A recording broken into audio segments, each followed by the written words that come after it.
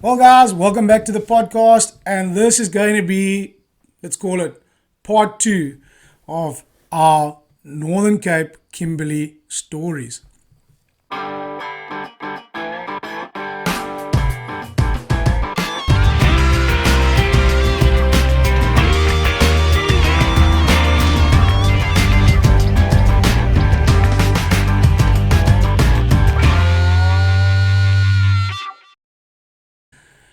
Right, guys, as you have gathered now, this is going to be a part two of our Kimberley stories.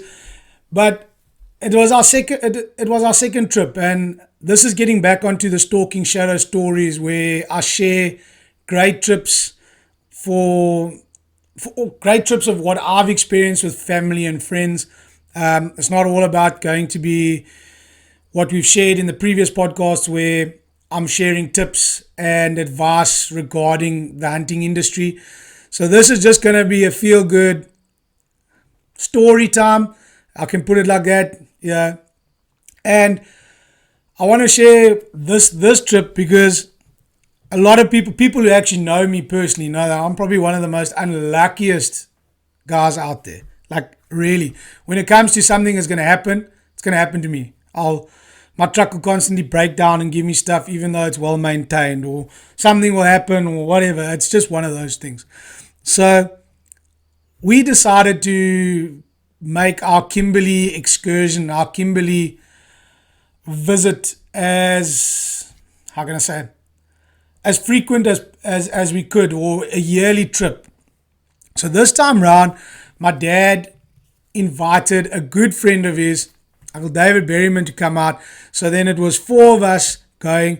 So we all hopped into my double cab pickup.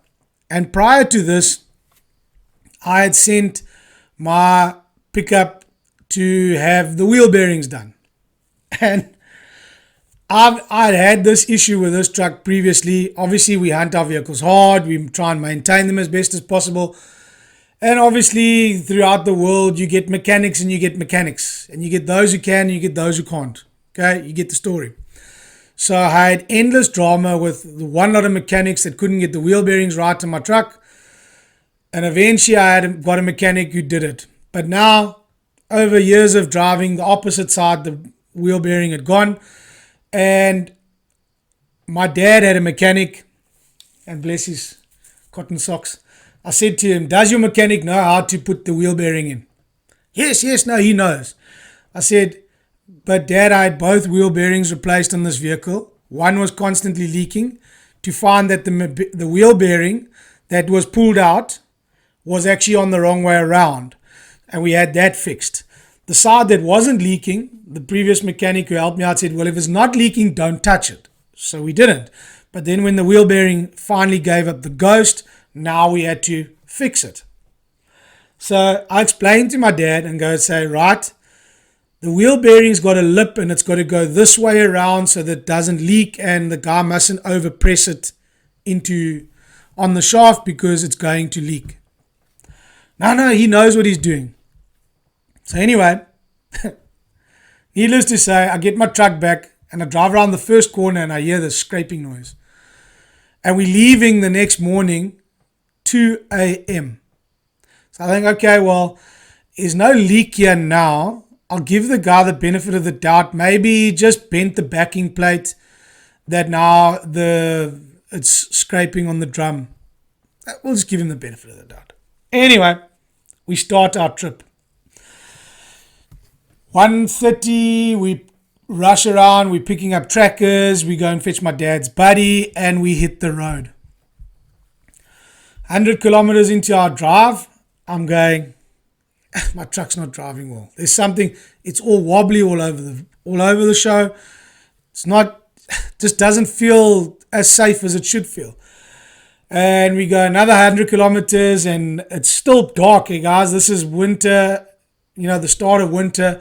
We left at 2 o'clock in the morning. We stopped, pull over on the side of the road. We putting lights down by the steering section, and we noticed that the bushes on the steering rack have decided to give up the ghost. So it was kind of like driving. If any of you guys have grown up as a kid on a farm driving that old tractor or that old truck where there's like a little bit of play and the wheel takes, a little bit of play and the wheel takes. So you kind of like dance with the steering wheel in your hand to drive. But anyway, we weren't changing our mind.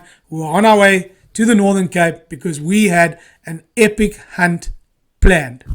So off we go and we make our way and we stop at probably one of the last stops, few filling up stops. So from us to the Northern Cape, I want to say it was around where we were hunting, around 700-800 kilometers away from me, where I was, and then my brother had to come to Grahamstown and then hop in with us, and we all left from Grahamstown. So this trip we went up in the one vehicle, and I could smell oil, and I put my head under the truck, and I could just see the diff oil was absolutely pumping out the left rear wheel where this wheel bearing had happened. So anyway, we get to where we were going. We hopped out. We unpacked everything. I assessed the damages. I'm like, yes, I need to check this diff oil. Started phoning around mechanics. Spoke to the manager, old guy at the time there, and he said, no, well, their trucks, they're all Toyotas. They all go to Toyota. He has the guy's telephone number. Phoned them up at Toyota and said, can I bring the vehicle in? We've just arrived to come on a, safari. Can they help us out? So we started our hunt and we got going and I can't remember exactly how it worked out. My dad shot a beautiful black wildebeest. He was the first one, so it was the afternoon, and I'd booked my truck to go in the next day because we'd arrived there around 7-8 o'clock in the morning. We did shooting range, and then we wanted to just get hunting, get the start of our hunt going. So my dad smokes this black wildebeest, and he doesn't really shoot it too well, and it ends up becoming a chasing game. So I wasn't in the truck, and my brother was driving the truck. I don't know if he thought he was some rally car driver coming out of the Dakar or something like that, but the dude came around the corner and rolled the tire clean off the rim. So there we were, flat tire in the bush, and there goes the black wildebeest that were trying to catch up to.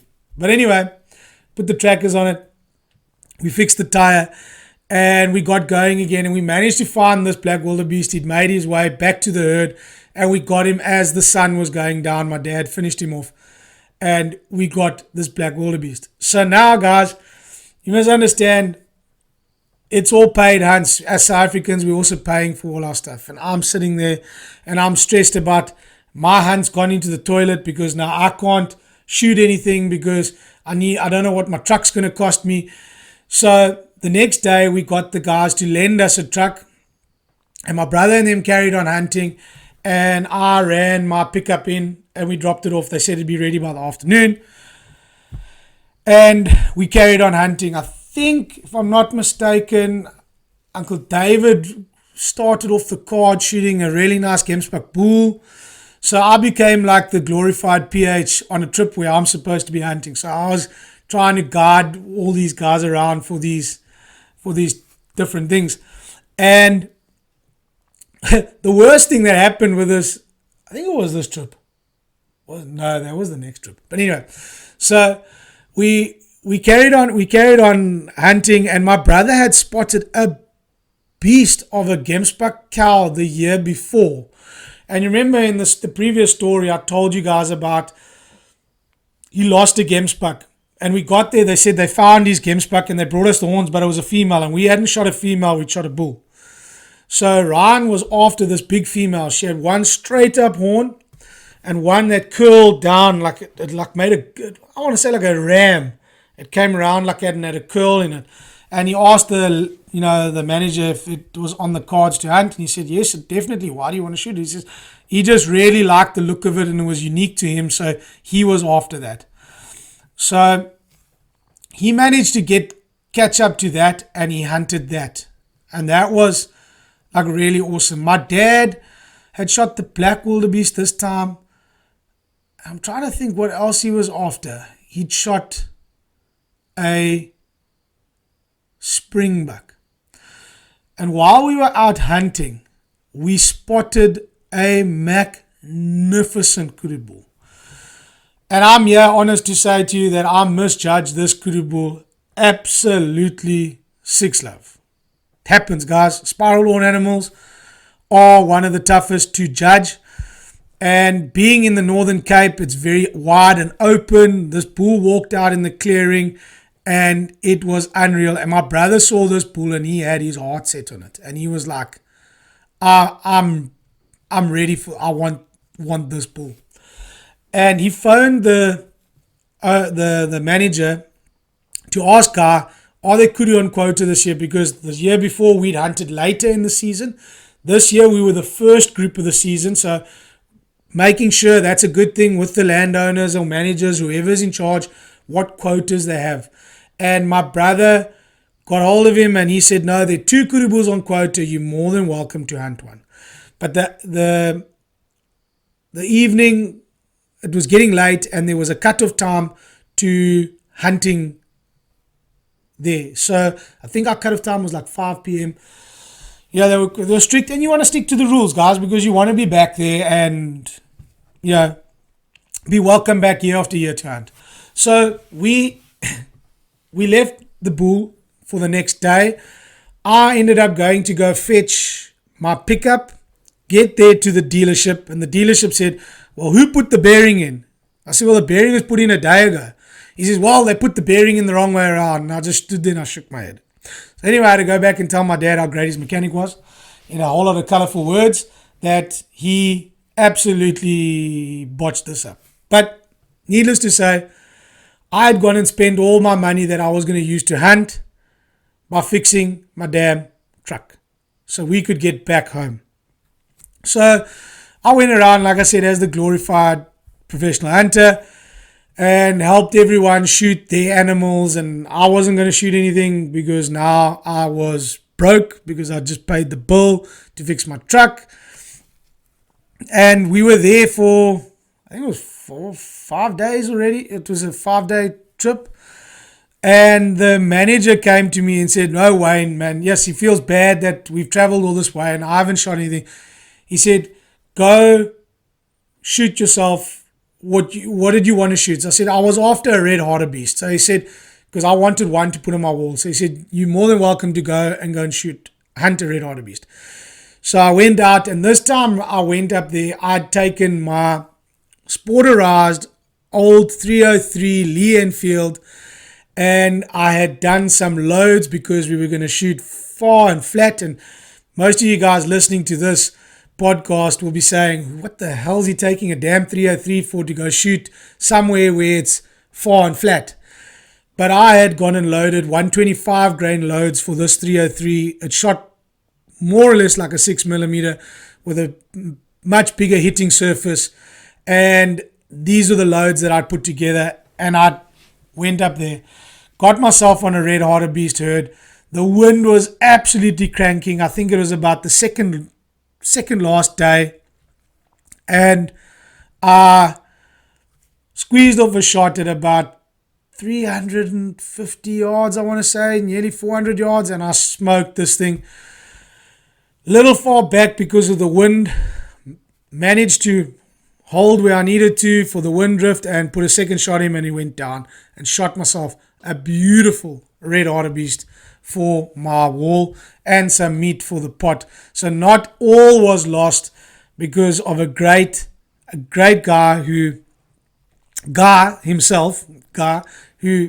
allowed me to hunt my red hartebeest. And then another cool thing that happened in this specific trip was that obviously I mentioned my buddy Alex, and we've had him on the podcast, and he's told us about his setup in Spain. And if you have missed this one, head on over and go and see how a South African professional hunter becomes an outfitter in Spain, and how he's taken Africa to Spain, basically, kind of in the way they run their operation. And there's a great conservation story that's in there as well, where they reintroduced European bison on their property. It's a super awesome one to go get, go and have a listen to. And Alex was there, and he came and hunted with us as well. And, we over the year now we've got to know him quite well and chatty. And I went, and Guy asked me to take him out to hunt his first kudu. And I was like, shit, that's awesome. And we did a stalk on a big bull. We used a riverbed with some thorns, and we managed to get onto the bull that was grazing out in this open, and it gave us the slip. And we carried on going around, and eventually we bumped into... there was loads of game there, guys. So this is one thing about this property. It was so well managed that you could actually be picky. They didn't do lots of hunts. They only had selected people that came in there and hunted. And it showed so much on the quality of the game that was available. Their quota system was very strict. And we've spotted a really, really big, wide Northern Cape kudu bull. And Alex made a pin perfect shot and shot his first kudu bull. And we got a great photo of the kudu bull. I'll pop it in this thing, of my brother standing with his kudu bull, which is an absolute extra turn flaring out bull, and then a typical finished bull hooking forward, wide Northern Cape bull. Their faces were even different sizes. My brother still jokes to this day. He says he's sure that's an Eastern Cape bull that jumped in there to come and visit the Northern Cape, because that kudu bull had a darker face. His one was the lighter colored kudu. The different features on it made it really, really interesting, and it was quite cool. We got some really nice photos. So this trip had a whole lot of disaster in the beginning, but it actually finished off extremely well, with the rest of the group shooting some really nice animals. My dad getting to be there to hunt with us. My brother getting to shoot an absolute monster of a kudu. And getting back to that kudu, I misjudged him. I said the kudu was going to be 54, 56. Everyone was around that same thing. And eventually we had to tape the bull, because obviously anything that was Roland Award and bigger, you paid trophy price for on this property. Anything that was under Roland Award, you got as meat value. So this kudu bull was measured out, and my brother was well aware that he thought he was going to be paying full trophy price for this kudu bull. He was dead set that he was going to shoot it and everything like that.